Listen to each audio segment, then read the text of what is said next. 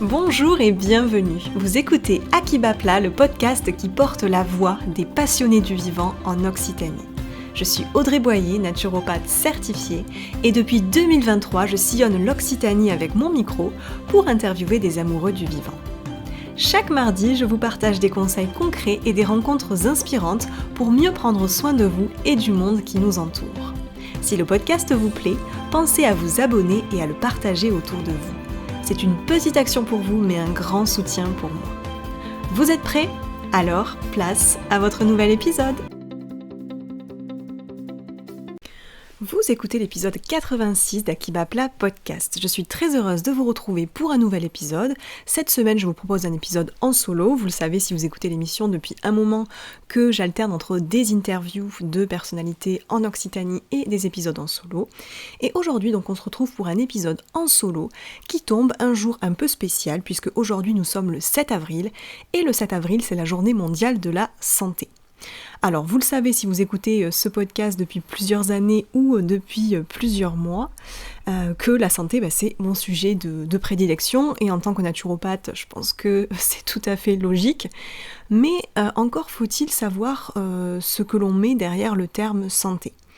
La santé, pour moi, c'est pas seulement l'absence de maladie, comme on peut le croire souvent, se dire voilà, je ne suis pas malade, donc je suis en bonne santé.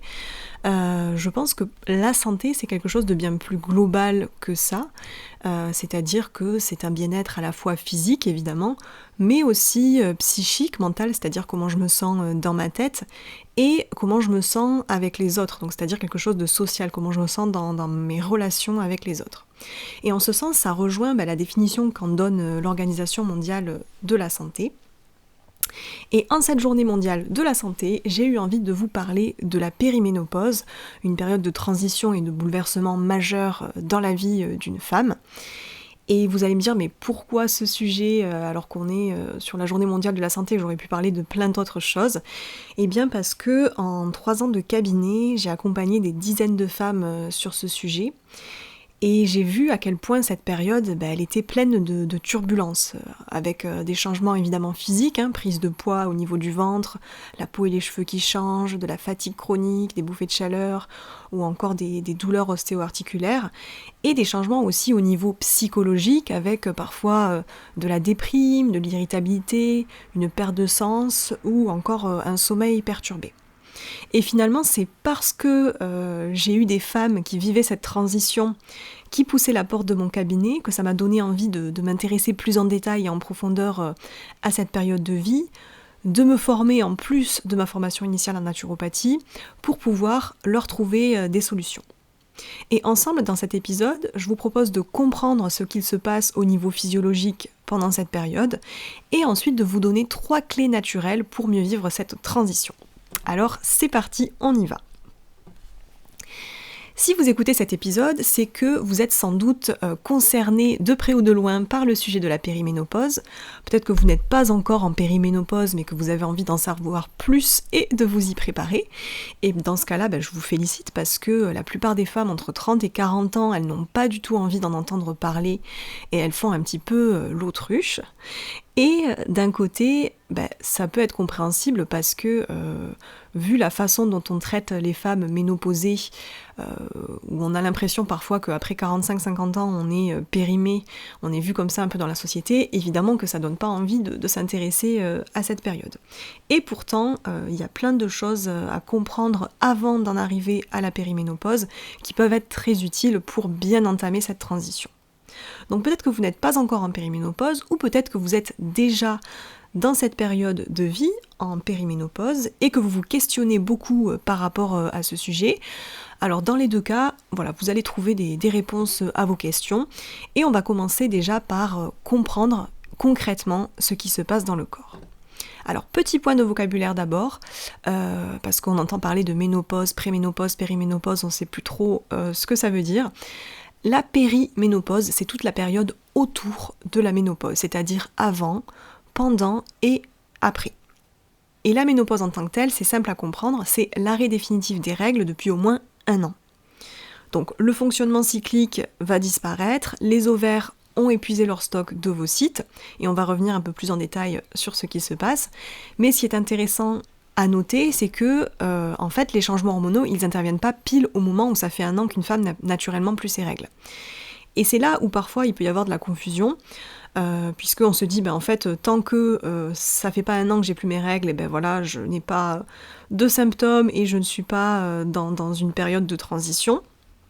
Alors que finalement, les changements hormonaux, cette transition hormonale, elle peut arriver 5 à 10 ans avant la ménopause en tant que telle. Alors pourquoi ça arrive 5 à 10 ans avant ? Tout simplement parce que le corps il va se préparer. Le corps il est en phase de transition, un peu comme pendant la puberté, on associe souvent la ménopause à la puberté qu'on a vécue en étant adolescente. Vous savez qu'on ne passe pas de l'état enfant à l'état adolescente en une seule journée, il y a tout un processus qui se met en marche et qui prend plusieurs années. Et pour la ménopause, finalement, c'est pareil. Alors dans cette période avant la ménopause, que l'on peut appeler périménopause ou préménopause, la production d'hormones sexuelles par les ovaires, elle va progressivement s'arrêter et entraîner des changements dans le cycle menstruel. Et là, j'aimerais faire un petit point sur le cycle menstruel.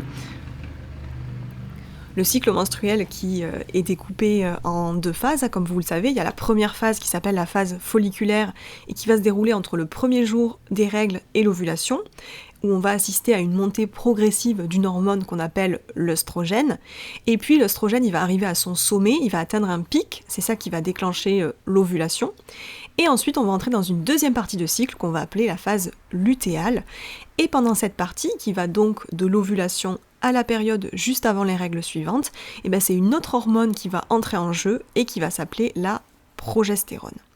Et c'est la progestérone qui va dominer cette seconde partie de cycle. Et puis, s'il n'y a pas eu de fécondation, on a nos règles et le cycle recommence. Donc ça, c'est la partie un petit peu SVT qu'on a vue au collège, mais je trouve que c'est important de rappeler comment ça se passe, parce que peut-être qu'on a tendance à l'oublier au fil du temps. Et c'est important à avoir en tête pour comprendre justement ce qui va se passer en périménopause, donc c'est-à-dire cette période avant la ménopause. Donc avant que la ménopause arrive et que les règles s'arrêtent définitivement, une femme elle peut commencer à avoir des symptômes 5 à 10 ans avant, et ça peut même continuer quelques années après. En moyenne, en France, la ménopause elle survient à 51 ans. Et on parle de ménopause précoce si elle arrive entre 40 et 45 ans. Et pendant cette période avant la ménopause, en fait la production d'hormones sexuelles par les ovaires, donc l'œstrogène et la progestérone dont on vient de parler, cette production d'hormones sexuelles, elle va fluctuer pour progressivement s'arrêter. Et c'est ça qui peut entraîner beaucoup de changements et de symptômes. Et pour la petite anecdote, 87% des femmes présentent au moins un symptôme de ménopause, en plus évidemment de celui de l'arrêt des règles.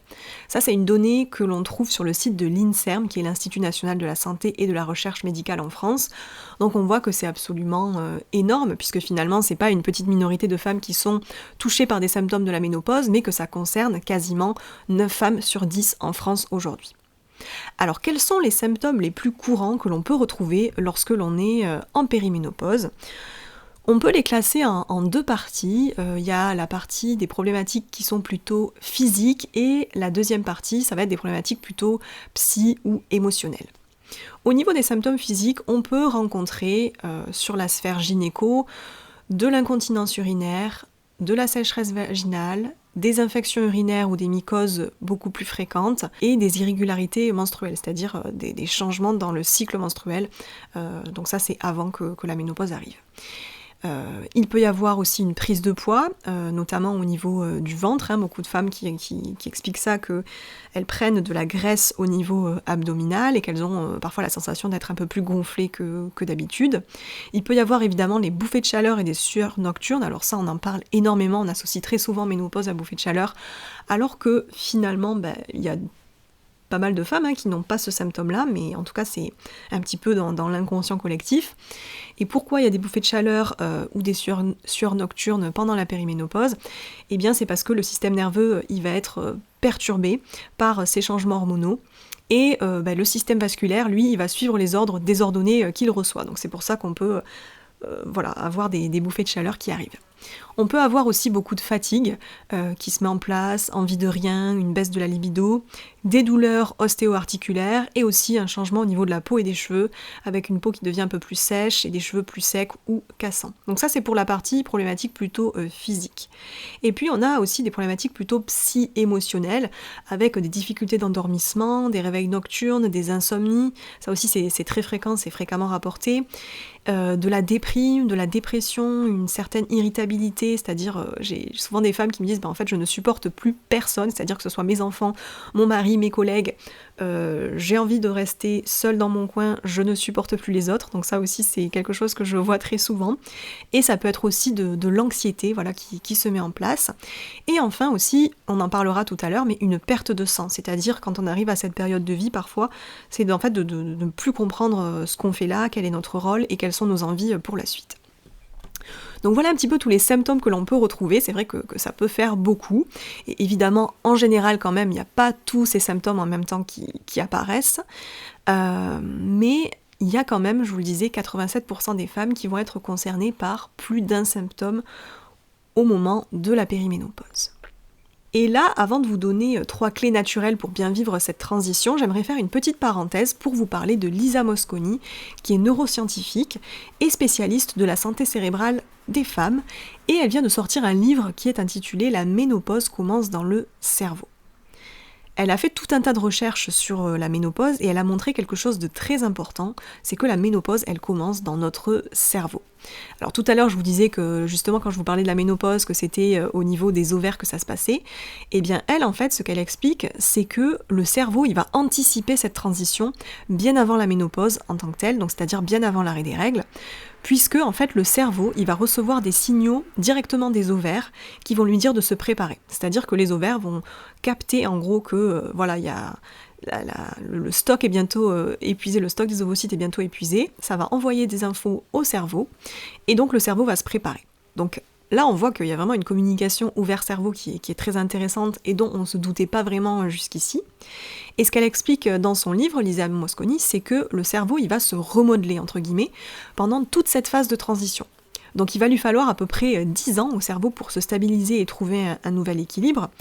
Et donc c'est là aussi où on voit à quel point cette période, elle est pleine de bouleversements, parce que évidemment qu'il va se passer des choses au niveau du physique, avec tout un tas de symptômes qu'on vient de voir qui peuvent apparaître, mais il va se passer des choses même au niveau du cerveau, puisque finalement il y a un remodelage qui se fait. Donc d'où cette sensation que peuvent avoir certaines femmes de plus se reconnaître, d'avoir une perte de sens à ce moment-là, puisque le cerveau aussi va changer.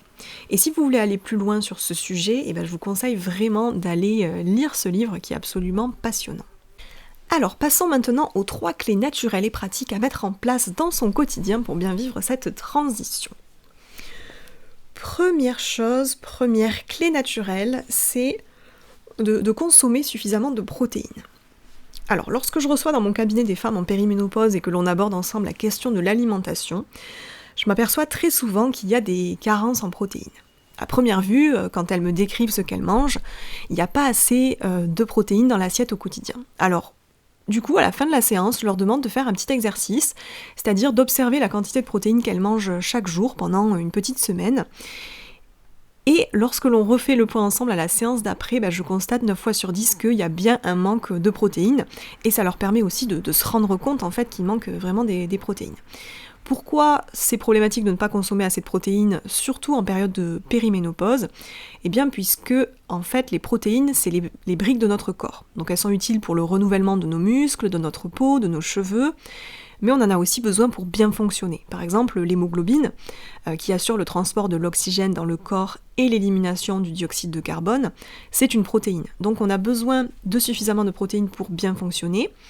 Et ça, j'ai envie de dire, c'est à n'importe quel âge de la vie.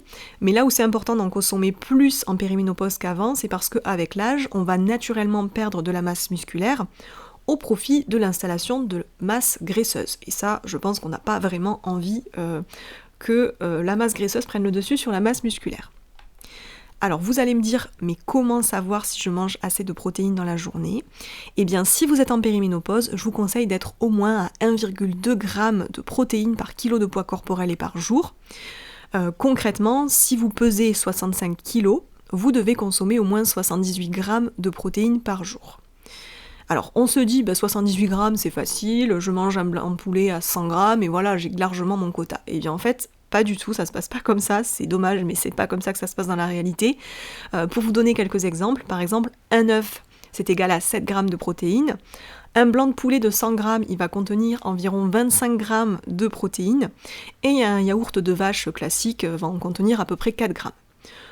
Donc voilà, on voit que c'est pas si facile que ça d'arriver au bon quota de protéines dans la journée.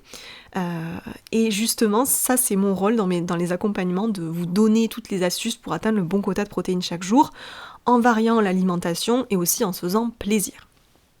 Donc la première clé naturelle, c'est vraiment de regarder combien je mange de protéines par jour, combien je mets de protéines dans mon assiette. La deuxième clé naturelle, c'est de bouger après les repas, de se mettre en mouvement après les repas. En période de périménopause, le métabolisme, donc c'est-à-dire la façon dont notre corps y fonctionne au quotidien, il va changer. Et la chute des œstrogènes, donc une des 2 hormones sexuelles dont on a parlé tout à l'heure, elle peut entraîner de la résistance à l'insuline. Alors la résistance à l'insuline, c'est assez simple à comprendre. Vous le savez sûrement, l'insuline c'est une autre hormone qui elle est sécrétée par le pancréas et qui est en charge de réguler la glycémie en facilitant l'entrée du glucose, donc le sucre, dans les cellules. Et en fait, avec les changements hormonaux qui se mettent en place à la périménopause, les cellules de notre corps, elles peuvent devenir un peu moins sensibles à l'insuline. Et ça c'est problématique parce que ça peut conduire au syndrome métabolique, au diabète de type 2 ou encore à d'autres maladies cardiovasculaires. Donc pour éviter ce phénomène, ça peut être très intéressant d'aller marcher juste après le repas. Par exemple, le midi après le repas, vous allez marcher 10 à 15 minutes, ça suffit, et ça va permettre de baisser le pic de glycémie vu que les muscles, ils vont avoir besoin d'énergie pour fonctionner, pour marcher, et donc ils vont aller utiliser directement le glucose qui circule dans le sang après le repas. Et donc résultat, il y aura moins d'insuline dans le corps et donc le pic de glycémie sera plus faible. Donc ça c'est vraiment une astuce toute simple que vous pouvez mettre en place, ça coûte rien, ça prend très peu de temps et ça peut vraiment améliorer la façon dont votre corps il va fonctionner. Et j'en arrive maintenant à la troisième clé naturelle pour bien vivre cette période de transition de la périménopause, c'est de faire un point sur tous les domaines de sa vie.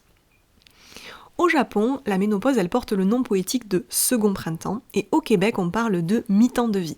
Alors j'aime bien ces 2 expressions parce que je trouve qu'elles sont bien plus joyeuses et positives que la ménopause dont on parle. Et en plus, elles évoquent cette idée que la ménopause, c'est une seconde vie qui démarre, c'est-à-dire qu'on quitte l'ancien pour aller vers un renouveau, donc là aussi c'est quelque chose de plutôt positif par rapport à ce que nous véhicule souvent la société de en fait on est ménopausé, donc on est périmé, donc on attend la mort finalement. Là, il y a vraiment cette idée de renouveau. Et dans cette idée de renouveau, c'est justement une période où il y a beaucoup de changements aussi qui vont se passer sur tous les plans, c'est-à-dire que peut-être si vous avez eu des enfants, les enfants, ils sont en train de partir de la maison, et donc là, il y a une nouvelle vie qui va s'installer au quotidien. Peut-être qu'on a envie à ce moment-là d'autres choses sur le plan professionnel, qu'on a plus de temps pour penser à soi et à son bien-être, et c'est une période qui va inviter à la réflexion, à l'introspection.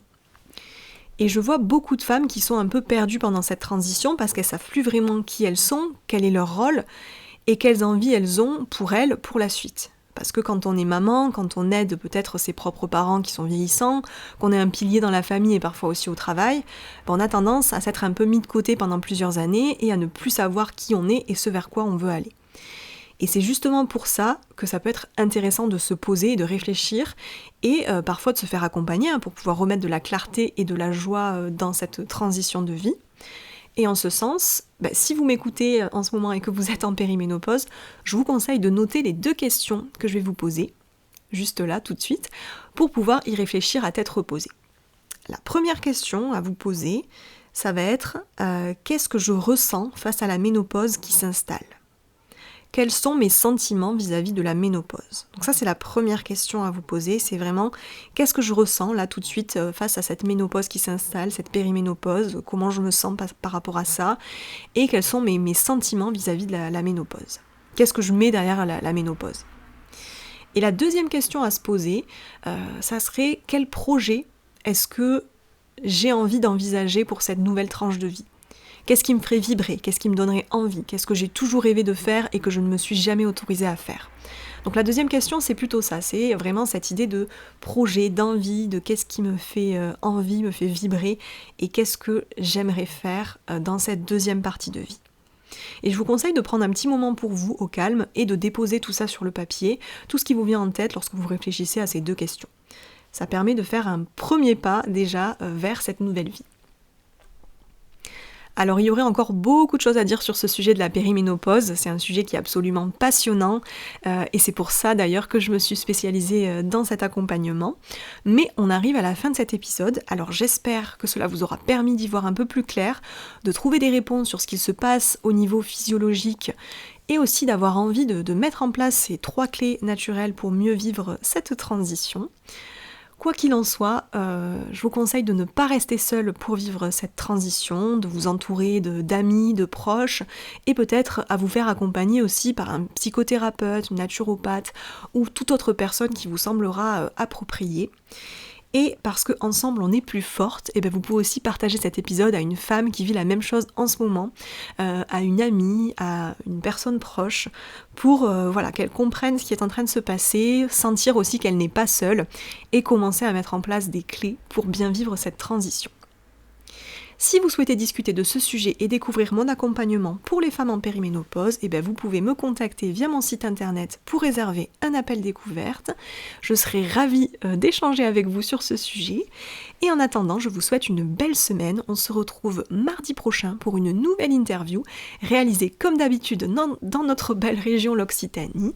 Prenez bien soin de vous et à très vite. C'était À qui bat plat, le podcast qui porte la voix des passionnés du vivant en Occitanie. Si cet épisode vous a plu, pensez à le partager et à laisser une note sur votre plateforme d'écoute. C'est le meilleur moyen de soutenir mon travail et de faire connaître le podcast.